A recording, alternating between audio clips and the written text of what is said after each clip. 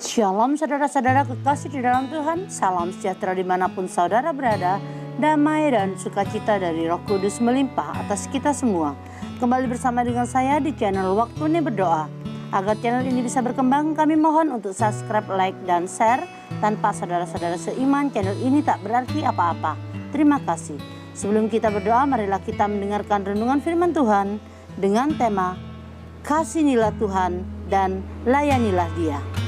Mari sama-sama kita baca Yohanes 21 ayatnya yang ke-15 sampai 19. Sesudah sarapan, Yesus berkata kepada Simon Petrus, "Simon, anak Yohanes, apakah engkau mengasihi aku lebih daripada mereka ini?" Jawab Petrus kepadanya, "Benar Tuhan, engkau tahu bahwa aku mengasihi engkau." Kata Yesus kepadanya, "Gembalakanlah domba-dombaku."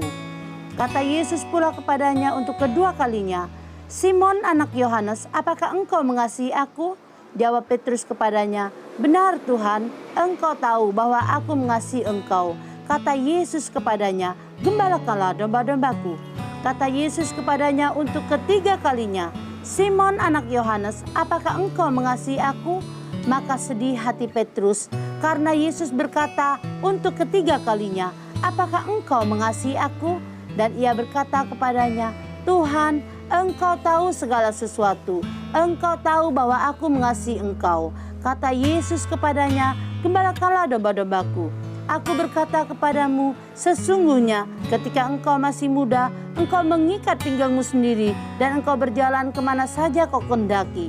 Tetapi jika engkau sudah menjadi tua, engkau akan mengulurkan tanganmu dan orang lain akan mengikat engkau dan membawa engkau ke tempat yang tidak kau kehendaki."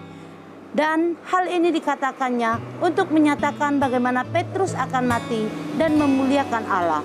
Sesudah mengatakan demikian, ia berkata kepada Petrus, "Ikutlah aku." Saudara kekasih di dalam Tuhan, Tuhan Yesus menanyai Petrus selama 3 kali, "Apakah engkau mengasihi aku?" Dan 3 kali pula Petrus menjawab, "Iya, aku mengasihi engkau." 3 kali pertanyaan Tuhan pada Petrus mengingatkan Petrus akan 3 kali penyangkalannya kepada Yesus.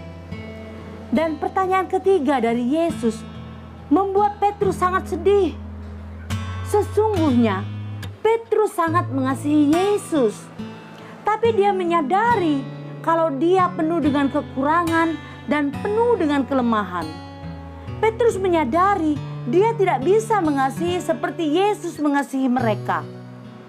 Walau Tuhan tahu sekalipun Petrus pernah gagal, tapi Petrus tidak meninggalkan Yesus.